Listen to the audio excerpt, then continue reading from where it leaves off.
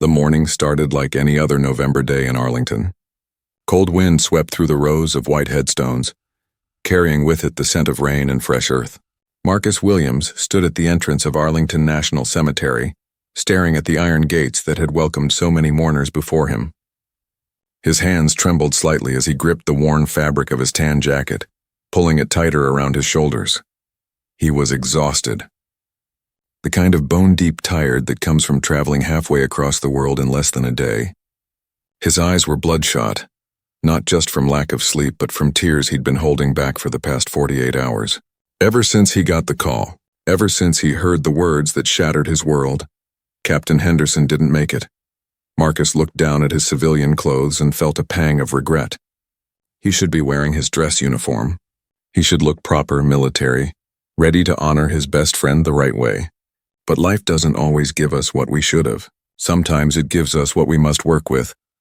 Inside the cemetery, preparations were already underway. Sarah Henderson sat in the front row of chairs arranged near the gravesite. Her 7-year-old daughter Emma pressed against her side. Sarah's eyes were puffy and red, but she sat with her back straight, trying to be strong for her daughter, trying to be the kind of wife Robert would be proud of even now. Around them, men and women in crisp military uniforms moved with practiced precision. The honor guard stood at attention near the flag-draped casket. Officers from Robert's battalion gathered in small clusters, sharing quiet memories and sad smiles. This was their family, their brother, lying in that box covered with the American flag. Colonel Patricia Hernandez watched over everything with sharp eyes. She had served with Robert Henderson for 5 years, had watched him grow from a nervous young lieutenant into a confident captain who led his men with both strength and compassion. Losing him felt personal, like losing a son. She noticed every detail of the funeral arrangements, making sure everything was perfect. Robert deserved perfect. 3 rows back, Robert's mother dabbed at her eyes with a handkerchief. She had already buried her husband, a veteran himself, 10 years ago. She never imagined she would have to bury her son too. But war doesn't care about what mothers imagine. War takes what it wants. Marcus finally stepped through the gates and began walking toward the funeral site. Each step sent a jolt of pain through his left leg, a souvenir from the same explosion that had taken Robert's life. The doctors at Walter Reed had told him he was lucky to be walking at all. They said he should rest, should give his body time to heal. But how could he rest when his best friend was being laid to rest? He could see the gathering now, about 100 yards away. The flag, the uniforms, the grieving family. His chest tightened. Robert should be standing next to him right now, cracking some joke to ease the tension. Robert always knew how to make people smile, even in the darkest moments. Meanwhile, on the other side of the cemetery, officers Derek Mitchell and James Reeves sat in their patrol car. Mitchell was 42 years old with 15 years on the force and a spotless record. He took his job seriously, maybe too seriously sometimes. His partner Reeves was younger, only 30, still learning the ropes but eager to do good work. The radio crackled to life. Unit 47, we have a report of a suspicious individual at the Henderson funeral. Section 60. Caller says there's a black male, approximately 6 feet tall, wearing civilian clothes, acting unusual. Can you check it out? Mitchell grabbed the radio. Copy that. We're 2 minutes away. Reeves shifted uncomfortably in his seat. You think it's serious? I mean, it's a funeral. Maybe the guy's just a mourner. Mitchell shook his head. We get these calls all the time. People sneaking into funerals to steal from grieving families, disrupting ceremonies, taking photos for social media. Better safe than sorry. As they drove toward Section 60, Mitchell thought about his father. Dad had been a Vietnam veteran, had served his country with honor, and had come home to protests and disrespect. That experience had shaped how Mitchell saw his job. He saw himself as a protector of those who served. He would not let anyone disrespect a military funeral, not on his watch. They parked their car discreetly away from the funeral site and approached on foot. Mitchell spotted Marcus immediately. There he was, tall, black, wearing that worn jacket that looked like it had been through better days. He stood apart from the main group, not quite fitting in with all those crisp uniforms. That must be our guy, Mitchell said quietly to his partner. Reeves looked uncertain. Maybe we should just watch for a bit, see if he actually does something wrong? But Mitchell was already moving forward. He had seen enough. In his experience, people who didn't belong at funerals usually had bad intentions. And this man clearly didn't belong. No uniform, no family resemblance to the Hendersons standing back like he was hiding something. Marcus was lost in his own thoughts, staring at the casket, when he felt a presence behind him. A voice firm and authoritative cut through the quiet murmur of the gathering. "Excuse me, sir. I need you to come with me." Marcus didn't turn around. He couldn't. If he looked away from that casket, if he broke his focus, he might break down completely. And he couldn't do that. Not here, not now. Robert deserved his strength. "Sir, I'm talking to you," the voice came again, louder this time. "I need you to come with me. Right now." Several mourners turned to look. Sarah Henderson glanced up, confusion crossing her face. Who was interrupting her husband's funeral? Marcus finally turned around slowly. Standing before him was a police officer, hand resting near his belt in that way cops do when they're ready for trouble. Behind him stood another officer, younger, looking less certain about what was happening. "Is there a problem, officer?" Marcus asked quietly. His voice was steady, but inside his heart was pounding. "Not now. Please, not now. You need to come with me," Mitchell repeated. "You're trespassing on federal property. This is a private funeral and you don't have authorization to be here." Marcus felt something inside him crack. Of all the days, of all the moments. This officer was going to do this now? Here, at Robert's funeral? "Officer, please," came a voice from nearby. Robert's mother had stood up, her face showing both grief and alarm. "Not now. Please, not now." Mitchell barely glanced at her. "Ma'am, this doesn't concern you. Sir, you can either come with me voluntarily or I will arrest you for trespassing. Your choice." The ceremony had stopped. The chaplain stood frozen mid-prayer. The honor guard remained at attention, but their eyes shifted toward the confrontation. Colonel Hernandez was making her way over, her face dark with anger. Marcus felt the weight of every eye on him. He felt the pain in his leg, the exhaustion in his bones, the grief in his heart. He thought about Robert pulling him from that burning vehicle, flames everywhere, smoke choking them both. He thought about Robert's last words to him. "We're going to make it, brother. Both of us, we're going to make it home." But they hadn't both made it. Only Marcus had made it, and now he was being treated like a criminal at his best friend's funeral. "Check my rank, officer," Marcus said quietly, his voice carrying a weight that made Mitchell pause for just a second. "Please, just check my rank." Mitchell's grip tightened on Marcus's arm. Years of training told him to maintain control, to not let suspects dictate the terms. "I don't know what game you're playing, but—" "My jacket," Marcus interrupted, his voice cracking just slightly. "Inside pocket. Just look, please." There was something in his eyes, something that made Mitchell hesitate. Was it the exhaustion? The obvious pain this man was in? Or was it something deeper? A dignity that no guilty person could fake? "Slowly," Mitchell ordered, releasing Marcus's arm but keeping his guard up. "Show me what's in your jacket." And no sudden movements. The entire funeral held its breath. Sarah Henderson clutched her daughter closer. Robert's mother stood with her hand over her mouth. Colonel Hernandez stopped a few feet away, ready to intervene but curious to see what would happen next. Marcus reached into his worn jacket with deliberate slowness. His fingers found the leather wallet in the inner pocket. The wallet he had carried through 3 tours of duty. The wallet that held his identification, his life, his proof that he was more than what people assumed when they looked at him. He pulled it out and opened it, and Officer Derek Mitchell's entire world shifted on its axis. Officer Mitchell stared at the military identification card in the open wallet. His mouth went dry. The words on the card seemed to swim before his eyes, but they were clear enough. Name, Marcus Williams. Rank, Major. Branch, United States Army. The photo showed the same face looking at him now, but in that picture Major Williams wore his uniform with pride. Mitchell's hand, which had been so steady moments before, began to tremble slightly. This can't be." He looked up at Marcus, then back down at the ID as if hoping it would change, hoping this nightmare wasn't real. "That's impossible," Mitchell said, but his voice lacked conviction. "Why aren't you in uniform? Every soldier here is in uniform. Every officer, every enlisted person. Why are you dressed like—" He trailed off, realizing how terrible his next words would sound. Marcus said nothing. He just stood there, the wallet open in his hand, watching as the officer's certainty crumbled into dust. Reeves, Mitchell's partner, had stepped closer. He saw the ID too, and his face went pale. "Oh God," he whispered. "Derek, he's a major. He's a—" Robert's mother couldn't stay quiet any longer. She walked forward with surprising speed for her age, her grief momentarily replaced by protective anger. "Do you know why he's not in uniform, officer?" Her voice shook with emotion. "Do you have any idea?" Mitchell looked at her, unable to form words. The elderly woman pointed at the flag-draped casket. "Because he gave his uniform to my son. He gave his dress uniform to Robert so my boy could be buried properly. That's why he's wearing that old jacket. That's why he looks the way he does." The words hit Mitchell like physical blows.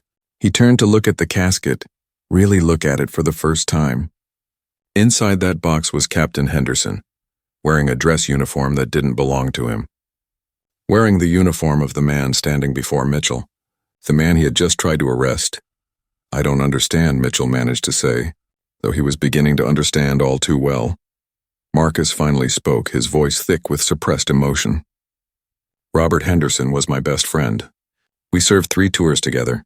6 months ago, we were in the same convoy in Afghanistan when an IED exploded. The vehicle flipped. There was fire everywhere, smoke so thick I couldn't see my own hands in front of my face." He paused, his jaw clenching as the memories came flooding back. "I was trapped. My leg was crushed under twisted metal. I could feel the heat of the flames getting closer. I knew I was going to die. But then I heard Robert's voice. Through all that chaos, through the explosions and the screaming, I heard him calling my name." Sarah Henderson was crying now, holding Emma tight. She had heard parts of this story before, but hearing it at Robert's funeral, hearing it from Marcus himself, made it real in a way it hadn't been before. Marcus continued. "Robert pulled me out. I don't know how he did it. The medics told me later that the strength required, the determination, it shouldn't have been possible. But Robert didn't care about possible. He just cared about getting me out alive. He saved your life," Reeves said softly. "He gave me his life," Marcus corrected, "because while he was pulling me out, while he was focused on saving me, shrapnel hit him. Tore through his back, punctured his lung. By the time we got him to the field hospital, he had already lost too much blood. Colonel Hernandez had joined the group now." She stood with her arms crossed, her expression a mixture of grief and barely controlled fury at the officers who had disrupted this moment. "Major Williams was at Walter Reed Medical Center for 5 months, the colonel said, her voice sharp and clear.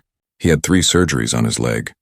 The doctors told him he might never walk again, let alone return to active duty. But he fought through every day of physical therapy because he made a promise to Captain Henderson." "What promise?" Mitchell asked, though he wasn't sure he wanted to hear the answer. Marcus looked directly at him. "I promised Robert that if he didn't make it, I would take care of his family. I would make sure Sarah and Emma knew what a hero he was. And I would make sure I was standing at his funeral in honor and respect no matter what it took." "But your uniform," Mitchell said weakly. "Why, Robert's dress uniform was destroyed in the explosion," Marcus explained. "Burned beyond recognition. When Sarah told me they didn't have a proper uniform to bury him in, I sent mine overnight from Walter Reed. I sent the only dress uniform I had because Robert deserved to be buried with honor." Mitchell felt sick. He looked down at his own uniform, at the badge he wore with such pride, and felt it burning like a brand against his chest. "The doctors at Walter Reed didn't want to clear me for travel," Marcus continued. "Said I wasn't ready, that I needed more time to heal. But I couldn't miss this funeral. I couldn't break my promise to Robert. So I signed myself out against medical advice, got on the first flight I could find, and came straight here. I haven't even been home yet. I came here because this was where I needed to be." Sarah Henderson stepped forward now. Her face was streaked with tears, but her voice was strong. "My husband talked about Marcus all the time. In his letters, in his phone calls, every time he came home. Marcus was his brother, not by blood but by bond. Robert trusted him with his life, and Marcus trusted Robert with his. That's what soldiers do. They see past skin color, past background, past everything that divides people. They see each other as human beings worth protecting." Emma, who had been quiet through all of this, looked up at the officers with wide eyes. "Uncle Marcus is a hero," she said in her small voice. "Daddy said so. He said Uncle Marcus is the bravest person he knows." The words hung in the air like an accusation. Mitchell wanted to disappear. He wanted to sink into the ground and vanish. How could he have been so wrong? How could he have made such a terrible assumption? He looked at Marcus again, really looked at him this time. He saw the exhaustion that came from traveling across the world while injured. He saw the grief that came from losing a brother. He saw the pain, both physical and emotional, etched into every line of his face. And he saw dignity. Despite everything Mitchell had just done, despite the humiliation and the disruption and the accusation, Marcus Williams stood tall. He didn't look angry. He didn't look hateful. He looked sad. Sad for what had just happened. Sad for what it represented. Major Williams, Mitchell started, his voice cracking. There's no excuse. There's nothing I can say that would make this right. I made an assumption. I saw you and He couldn't finish the sentence. You saw a black man in civilian clothes and assumed I didn't belong. Marcus finished for him. There was no anger in his voice, just a tired resignation, as if he had lived through this scenario many times before. Mitchell wanted to deny it, wanted to say it wasn't about race, that he would have approached anyone dressed that way, but standing there, facing the truth of what he had done, he couldn't lie. Not to Marcus. Not to himself, yes, he admitted quietly. God help me, yes. The admission hung heavy in the air. Around them, mourners whispered to each other. Some looked at Mitchell with disgust. Others looked away, uncomfortable with the raw honesty of the moment. Colonel Hernandez stepped forward, her voice cutting through the tension like a knife. Officer Mitchell, Major Williams holds the Silver Star for valor in combat. He holds 2 Bronze Stars for meritorious service. He holds the Purple Heart for being wounded in action while saving 3 soldiers from an ambush. While you were questioning his right to be at this funeral, he was standing here mourning the man who died saving his life. Each word was a hammer blow. Mitchell felt smaller with every sentence. I'm sorry, Mitchell said, knowing the words were inadequate but having nothing else to offer. Major Williams, I'm so deeply sorry. Marcus looked at him for a long moment, then at the casket, then back at Mitchell. Officer, I don't want your apology right now. Right now I want to say goodbye to my best friend. I want to honor the man who gave his life so I could keep mine. We can talk about apologies later, but right now this moment isn't about you or me. It's about Captain Robert Henderson, and he deserves better than this interruption. The quiet strength in his words made Mitchell feel even worse. Marcus wasn't yelling, wasn't demanding justice, wasn't even expressing anger. He was simply asking to be allowed to grieve. And Mitchell had almost taken even that away from him. Reeves touched Mitchell's arm gently. Come on, he said quietly. Let's go. Let them finish the ceremony. But Mitchell couldn't move. Something rooted him to that spot. Maybe it was shame. Maybe it was the dawning realization that he had just revealed something ugly about himself that he hadn't known was there. Or maybe it was the need to witness what came next, to see this through to whatever painful conclusion awaited. Sarah Henderson took Marcus's hand and squeezed it gently. Come on, she said softly. Let's say goodbye to Robert together. That's what he would want. Marcus nodded, his eyes glistening with unshed tears. He moved toward the casket, limping noticeably now, the pain in his leg impossible to hide. As he passed Mitchell, he paused for just a second. Officer, Marcus said quietly, so only Mitchell could hear. My skin color doesn't make me suspicious. It makes me visible. There's a difference. And until you understand that difference, you'll keep making this same mistake. Then he walked away, leaving Mitchell standing there with those words burning in his mind, wondering how he had become the kind of person who needed to hear them. The chaplain cleared his throat nervously and opened his Bible again. His hands shook slightly as he tried to find his place on the page. The interruption had thrown everyone off balance. The sacred rhythm of the funeral, the careful choreography meant to honor the fallen, had been shattered like glass. Marcus stood beside Sarah and Emma now, his hand resting gently on the little girl's shoulder. Emma looked up at him with those big eyes that reminded him so much of Robert. She had her father's curiosity, his kindness. Marcus wondered what Robert would think if he could see this moment. Would he be angry at the officers? Or would he see it as a teaching opportunity the way he always did? Robert had been like that. Even in Afghanistan, when they faced hostility from locals who didn't trust Americans, Robert never responded with anger. He would sit down with village elders, share tea, listen to their concerns. You can't fight hate with more hate, Robert used to say. You fight it with understanding. even when understanding is the hardest thing in the world. The honor guard stood at attention, 7 soldiers in perfect formation. Their rifles pointed skyward, ready for the final salute. Marcus knew most of them. He had served with 3 of them in different capacities over the years. They had seen the confrontation with the police officers.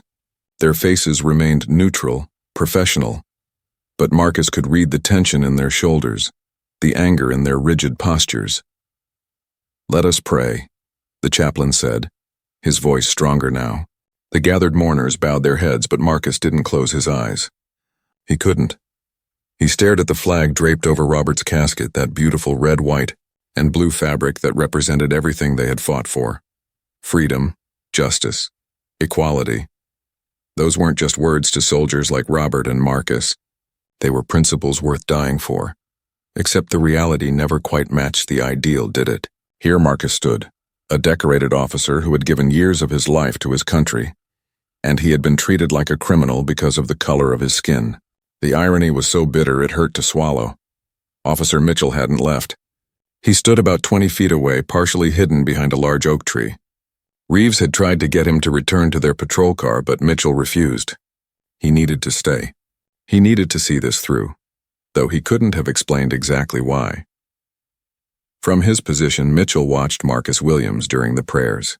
He watched how Marcus's jaw clenched, how his free hand curled into a fist and then slowly relaxed. He watched how Marcus bent down to whisper something in Emma's ear that made the little girl nod solemnly. He watched how Sarah leaned against Marcus for support, how this small family held each other up in their darkest moment. And Mitchell realized something that made his stomach turn. He had almost destroyed this moment. This final goodbye, this sacred ritual. He had nearly ruined it forever because he made an assumption based on appearance rather than character. The prayers ended. The honor guard raised their rifles. The command rang out sharp and clear. "Ready! Aim! Fire!" The first volley cracked through the air like thunder. Emma jumped slightly, but Marcus's hand steadied her.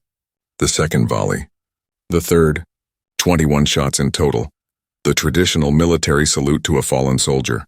Each shot echoed across the cemetery, bouncing off headstones that marked thousands of other warriors who had given their lives.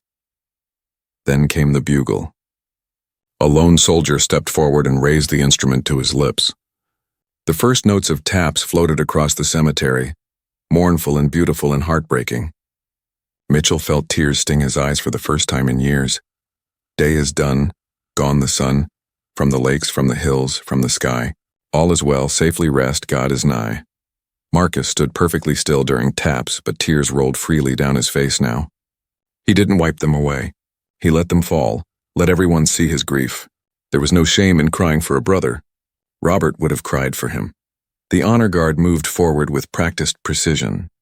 They lifted the flag from the casket, held it taut above the polished wood, then began to fold it. Each fold was crisp, exact, respectful. 13 folds in total, each one carrying symbolic meaning. The folded flag became a tight triangle, only the blue field with white stars visible. Colonel Hernandez took the flag and turned to Sarah. She knelt down, her own eyes wet with tears, and presented it with formal words that had been spoken at military funerals for generations.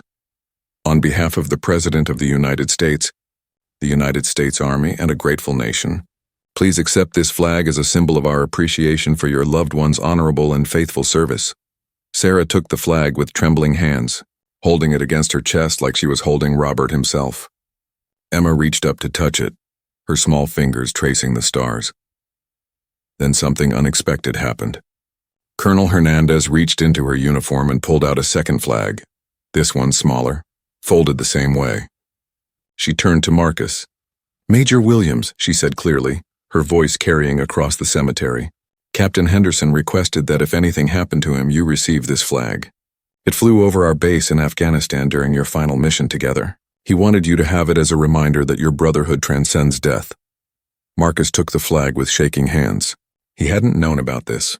Robert had never mentioned it. The weight of the fabric felt like the weight of responsibility, of memory, of a promise that would last the rest of his life. "Thank you, Colonel," Marcus managed to say, though his voice was barely a whisper. The formal ceremony was ending, but no one moved. The moment felt frozen in time, suspended between grief and honor, between loss and love. Mitchell watched all of this from his position by the oak tree. He watched Marcus clutch that flag like it was the most precious thing in the world. He watched the colonel salute Marcus with obvious respect. He watched other soldiers approach Marcus, embracing him, sharing quiet words of support and remembrance. And Mitchell saw clearly what he had been blind to before. He had looked at Marcus Williams and seen a potential threat, a suspicious person who didn't belong. But everyone else at this funeral saw exactly what Marcus was: a hero, a brother, a man who had earned his place among them through sacrifice and service. The question that haunted Mitchell now was simple but devastating. Why had he seen something different? What was wrong with his eyes, with his thinking, with his heart, that he couldn't see what everyone else saw immediately? Reeves appeared beside Mitchell, having retrieved their patrol car. "Derek, we really need to go. Captain Rodriguez just called. He wants to see us immediately." Mitchell nodded slowly but didn't move yet. "James, how long have we been partners?" 3 years, why?" "In those 3 years, have I ever done anything like this before?" Reeves was quiet for a moment. "No, but Derek, I don't think this was about—" "It was," Mitchell interrupted. "Don't make excuses for me. I need to face what I did. I need to understand why I did it." At the gravesite, people were beginning to disperse. Some approached Sarah and Emma, offering final condolences. Others walked slowly back toward their cars, heads bowed, lost in their own thoughts about mortality and sacrifice. Marcus remained by the casket, one hand resting on the polished wood. He was speaking quietly, saying things meant only for Robert's ears. Final words between brothers that no one else needed to hear. Robert's mother approached Marcus and wrapped him in a tight embrace. She was a small woman, but her hug was fierce. "Thank you for being here," she said. "Thank you for being the man my son knew you were." "I'm sorry I caused a scene," Marcus said. "I never wanted—" "You didn't cause anything," she interrupted firmly. "That officer's assumptions caused it. His prejudice caused it. Not you, never you. You have nothing to apologize for, Marcus Williams." Her words were kind, but they made Marcus feel hollow inside, because the truth was this happened to him regularly. Not always as dramatically as today, but the suspicion, the assumptions, the way people looked at him before they knew his rank or his service, it was a constant background noise in his life. He had learned to live with it the way you learn to live with chronic pain. It never really goes away. You just get better at functioning despite it. Emma tugged on Marcus's jacket. "Uncle Marcus, will you come to our house?" "Grandma made Daddy's favorite cookies. She said we should share them and tell stories about him." Marcus looked down at this beautiful child who would grow up without her father. Robert had worried about that constantly in Afghanistan. "If something happens to me," he had said once, "promise me you'll help Sarah explain to Emma why I wasn't there. Promise me you'll help her understand that I loved her more than anything." "I promise," Marcus had said then, and he would keep that promise now. "I would be honored to come," Marcus told Emma. He looked at Sarah, who nodded through her tears. As the family began walking toward the parking area, Marcus took one last look at the gravesite. Workers would lower the casket soon, fill in the earth, place the temporary marker. Eventually, a permanent headstone would mark where Captain Robert Henderson rested among heroes. "Goodbye, brother," Marcus whispered. "Your fight is finished. Mine continues. I'll make you proud." He turned to follow the family and found himself face to face with Officer Mitchell, who had finally worked up the courage to approach. The two men stood there, the gap between them filled with unspoken words, with shame and sorrow and something that might eventually become understanding. "Major Williams," Mitchell began, but his voice failed him. Marcus waited, saying nothing. He was tired of making things easy for people who hurt him. Let this officer struggle with his words. Let him feel uncomfortable. That discomfort might be the only thing that creates real change. "I need to understand," Mitchell finally said. "I need to know why I did what I did. Will you help me understand?" It was such a vulnerable question that Marcus felt his anger soften slightly. At least this man was asking instead of making excuses. "Not today, officer," Marcus said quietly. "Today I need to be with my family. But yes, we'll talk. Because if we don't talk, nothing changes, and I'm tired of nothing changing." 3 hours later, Marcus sat in Sarah's living room surrounded by photographs of Robert. They covered every wall, every shelf, every surface. Robert in his high school football uniform, grinning with mud on his face. Robert and Sarah on their wedding day, her in white, him in his dress blues. Robert holding newborn Emma, his face filled with wonder and terror in equal measure. And dozens of photos from Afghanistan. Robert with his unit. Robert with local children. Robert standing beside Marcus in full combat gear, both of them squinting against the desert sun. Emma had fallen asleep on Marcus's lap, exhausted from grief and the emotional weight of the day. Her small hand clutched his jacket, even in sleep refusing to let go. Marcus stroked her hair gently, carefully, like she was made of glass. Sarah brought him tea in Robert's favorite mug, a ridiculous thing decorated with cartoon soldiers and the words, "World's okayest captain." Robert had bought it himself as a joke, said it kept him humble. "She's been having nightmares," Sarah said quietly, settling into the chair across from Marcus. "Every night since we got the news. She dreams that her daddy is calling for her, but she can't find him. She searches and searches, but he's always just out of reach." Marcus felt his throat tighten. "I have those dreams too. Except in mine, I'm back in that burning vehicle and I can hear Robert calling my name. But when I try to answer, no sound comes out." They sat in silence for a moment. Two people bound by love for the same man trying to figure out how to exist in a world without him. "What happened at the funeral?" Sarah started, then paused, choosing her words carefully. "That officer, Robert would have wanted to talk to him. You know how he was, always believing people could change, could be better." Marcus smiled sadly. "Yeah, that was Robert. Eternal optimist. Drove me crazy sometimes. I'd see problems and he'd see opportunities for growth. I'd see enemies and he'd see people who just needed understanding. He saw that in you too, you know," Sarah said. "When you two first met, he told me you were the angriest person he'd ever encountered. Said you walked around with your fists clenched, ready to fight the whole world." Marcus remembered. 7 years ago, fresh out of officer training assigned to his first real unit. He had been angry then. Angry at a system that made him work twice as hard for half the recognition. Angry at the microaggressions, the constant need to prove himself, the way some people looked at him like he was an affirmative action checkbox rather than a qualified officer. "Robert didn't try to tell me I was wrong to be angry," Marcus said. "He just asked me what I was going to do with that anger. Was I going to let it destroy me? Or was I going to use it as fuel to be exceptional? He said being angry was easy. Being excellent was hard. And he challenged me to choose hard." "That sounds like Robert," Sarah smiled through tears. "He never took the easy path in anything." Robert's mother, Margaret, entered from the kitchen carrying a plate of cookies. The chocolate chip ones Robert had loved since childhood. She set them on the coffee table and lowered herself into the rocking chair that had been her husband's favorite. "I heard what that police officer said to you." Margaret spoke directly to Marcus. "About checking your rank. And I've been thinking about it all afternoon. Getting angrier and angrier. Because that officer didn't ask to check your rank when he first saw you. He decided you were suspicious first. The rank only mattered after he'd already made his judgment." Marcus nodded slowly. "That's usually how it works, Mrs. Henderson. People see my skin before they see my uniform. They see threat before they see service." "It's not right," Margaret said fiercely. "My Robert died protecting this country. He died protecting people like that officer, and they repay him by treating his best friend, his brother, like a criminal at his own funeral? It makes me so angry I can barely breathe." "I know," Marcus said gently, "but anger alone won't change anything." Robert understood that. He used to say that anger is just pain looking for somewhere to go. If we direct it at people, we just create more pain. But if we direct it at systems, at education, at understanding, then maybe we can create something better.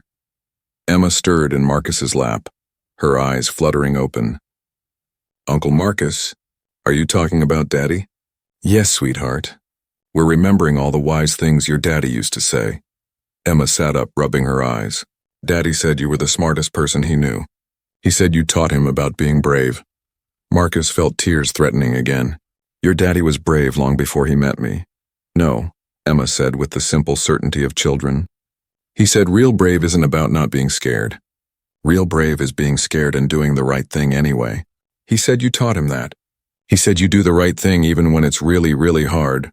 The words hit Marcus like a punch to the chest, because doing the right thing right now felt impossible. The right thing would be to forgive Officer Mitchell, to help him understand, to be the bridge that Robert would have been. But Marcus was so tired. Tired of explaining, tired of educating, tired of being patient with people who should know better. Sarah seemed to read his thoughts. You don't owe that officer anything, Marcus. You don't owe him your time or your energy or your forgiveness. You've given enough. I know I don't owe him, Marcus said quietly. But Robert would have talked to him. Robert would have seen it as a chance to change one person's perspective, and through that person maybe change how they treat others in the future. Robert never gave up on people. Robert also had you to lean on, Sarah pointed out. He had support, had backup, had someone to share the burden. Who do you have, Marcus? Who's taking care of you while you take care of everyone else? It was a fair question. Marcus had been so focused on keeping his promise to Robert, on being strong for Sarah and Emma, that he hadn't thought about his own needs. His leg throbbed constantly. His nightmares woke him multiple times each night. His therapist at Walter Reed had warned him about pushing too hard, too fast. But how could he slow down when there was so much to do? I have you, Marcus said finally. All of you. We take care of each other. That's how families work. Margaret stood and moved to sit beside Marcus on the couch. She took his hand in both of hers. Marcus, my boy, you've been carrying the weight of the world since you were old enough to understand that the world wasn't fair. Robert saw that weight. He wanted to help you carry it. And now he's gone, and you think you have to carry his weight too. But baby, you're going to collapse under all that weight if you don't let some of it go. I can't, Marcus whispered. I can't let Robert down. I promised him. Robert would never want you to sacrifice yourself to keep a promise to him, Sarah said firmly. He would want you to heal, to live, to be happy. That's what he died for, so you could have a future. Emma climbed back onto Marcus's lap and put her small hands on his cheeks, forcing him to look at her. Uncle Marcus, Mommy says that when people die, they want the people who love them to have good lives. They want them to smile and laugh and do fun things, because that's how we keep them alive in our hearts. Is that true? Marcus looked into those innocent eyes and felt something break inside him. The wall he'd been building, the armor he'd been wearing, the strength he'd been forcing, it all crumbled. He pulled Emma into a tight hug and finally truly let himself cry. Not the quiet tears at the funeral, but deep, wrenching sobs that came from a place he'd locked away for 6 months. Sarah moved to the couch and wrapped her arms around both of them. Margaret joined the embrace. They sat there, this makeshift family bound by love and loss, holding each other and letting their grief pour out. Outside, the sun was setting, painting the sky in shades of orange and purple. Somewhere across town, Officer Derek Mitchell sat in his own living room, his father beside him, trying to find words to explain what he'd done and why, trying to understand how to be better. And in that moment, though neither man knew it, they were both thinking the same thing. How do we move forward from here? How do we take this pain, this mistake, this terrible moment, and turn it into something that matters? The answer wouldn't come easily. It never does when we're forced to confront our own failures and prejudices. But sometimes the questions themselves are more important than quick answers. Sometimes we need to sit with our discomfort, our shame, our grief, and let it reshape us into better versions of ourselves. Emma pulled back from the hug and looked at Marcus seriously. Uncle Marcus, that police officer, are you going to talk to him? Marcus wiped his eyes. I think so, sweetheart. I think your daddy would want me to. Good, Emma said with a decisive nod, because Daddy always said that talking is how we fix things. Fighting just breaks things more, and there's already too many broken things in the world. Out of the mouths of babes, Marcus thought, 7 years old and already wiser than most adults. You're absolutely right, Marcus told her. There are too many broken things. So maybe it's time we start fixing some of them. The conversation on that bench lasted until the sun began to set, painting the cemetery in shades of gold and purple. Officer Derek Mitchell learned things about Major Marcus Williams that went far beyond the military ID and the worn wallet. He learned about Marcus's childhood in Detroit, raised by a single mother who worked 3 jobs to keep him and his siblings fed.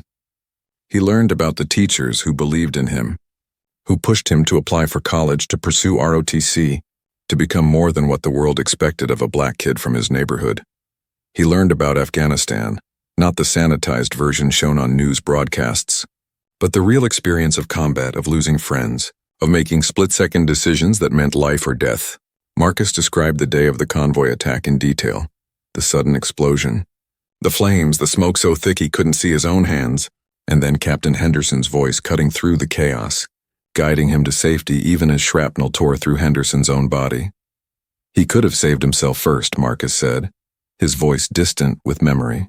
He was closer to safety than I was. But he came back for me, and when they pulled us both out, when the medics were working on us, you know what he said? He thanked me for serving with him. He was apologizing for getting injured while saving my life. Mitchell listened, truly listened perhaps for the first time in years. He didn't interrupt with his own stories or try to relate everything back to his own experiences. He simply bore witness to Marcus's truth.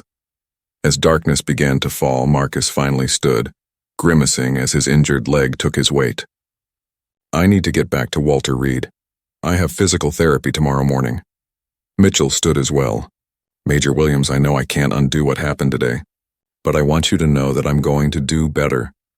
I'm going to think about everything you've said.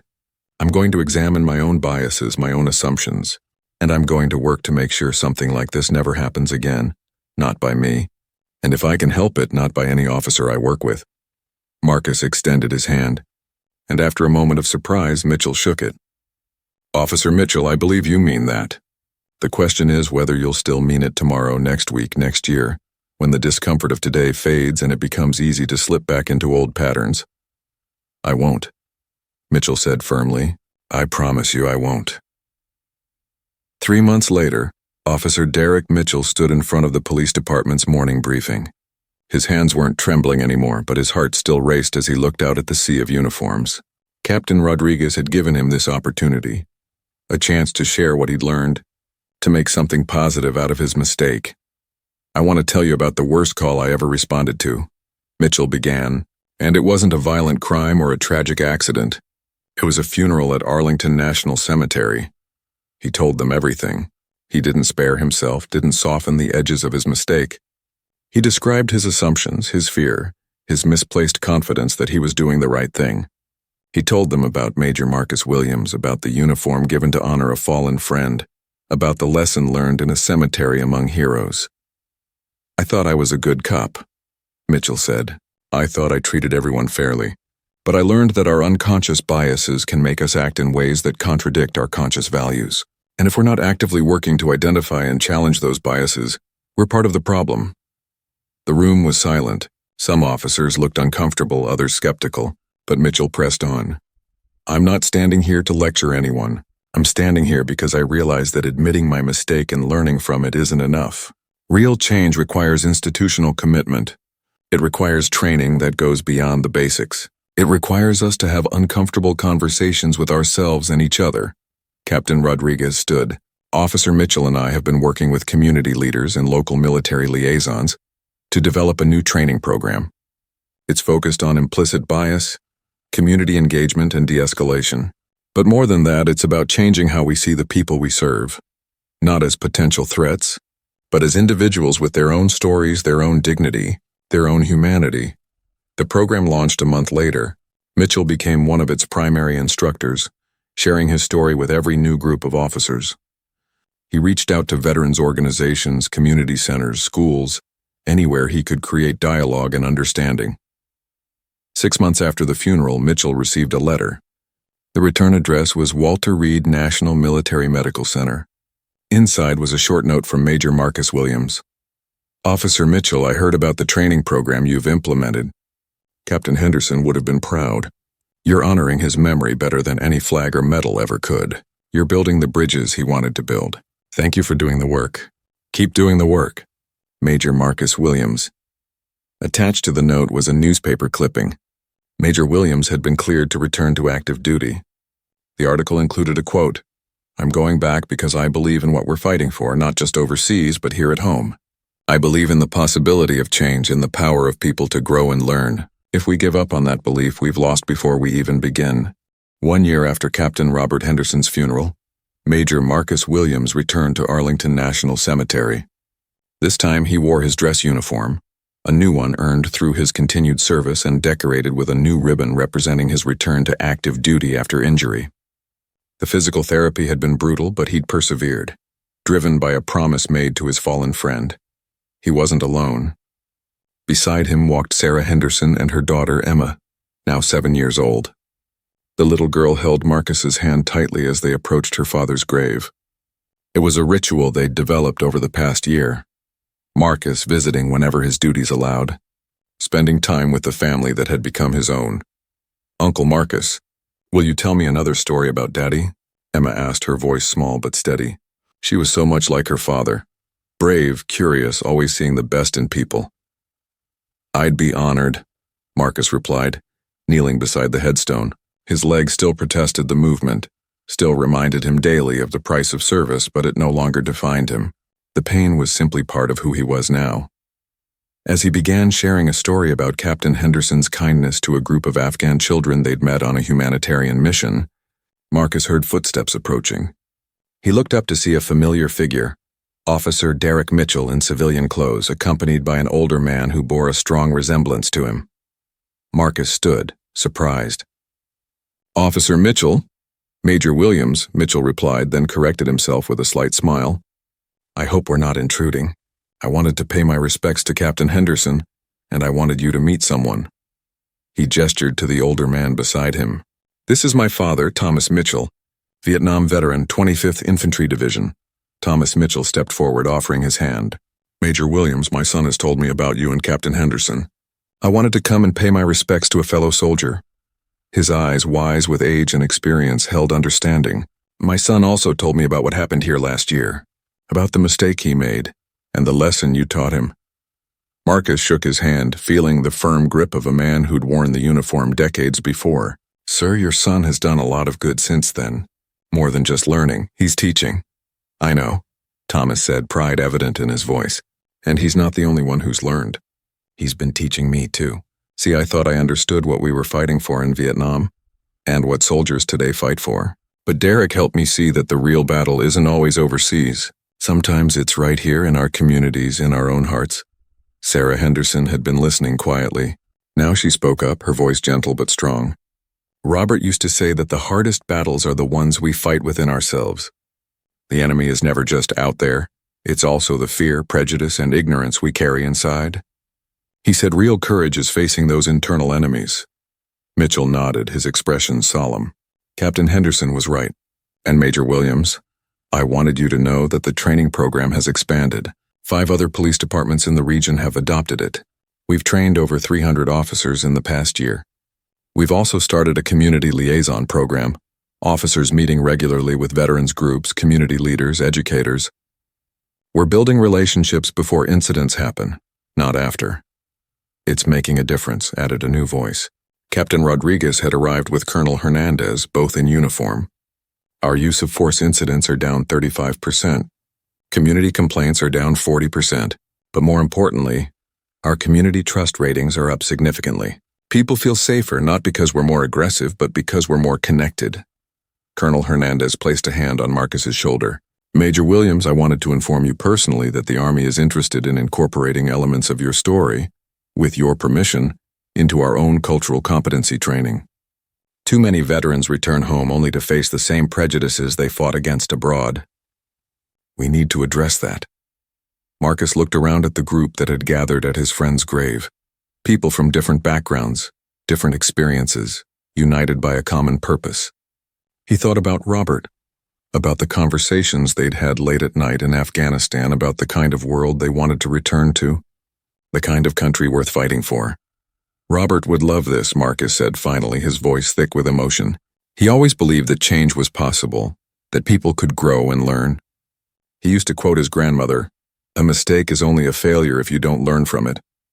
Officer Mitchell, you learned. And more importantly, you're teaching others. That's all Robert would have asked. Emma tugged on Marcus's sleeve. "Is Daddy proud of everyone?" she asked. Marcus knelt down again, meeting her eyes. "Yes, sweetheart. Your daddy is very proud.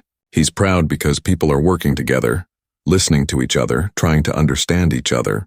That's what he wanted most in the world, for people to see each other as human beings first before anything else." As the afternoon wore on, the group shared stories of Captain Henderson. Mitchell and his father listened to tales of Afghanistan, of a soldier who had led with compassion as much as with courage. Sarah shared memories of her husband as a father, as a husband, as a man who believed deeply in the principles he fought for. When it was time to leave, Marcus stood before the headstone one last time. He saluted sharply, holding the position for a long moment, then spoke softly. "Mission accomplished, brother. You're still building bridges even now. Rest easy." As they walked through the cemetery together, Major Williams, the Henderson family, Officer Mitchell and his father, Captain Rodriguez, and Colonel Hernandez, they passed other graves, other stories, other sacrifices. Each headstone represented a life given in service, a family changed forever, a story that deserved to be remembered. "What happens now?" Emma asked, walking between Marcus and Mitchell. Marcus and Mitchell exchanged a look, two men from different worlds who had found common ground in the most unlikely of places. "Now?" Marcus said, smiling down at the little girl. "Now we keep doing the work. We keep learning, keep teaching, keep trying to be better than we were yesterday. That's what your daddy would want. That's what Captain Henderson fought for. And we don't do it alone," Mitchell added.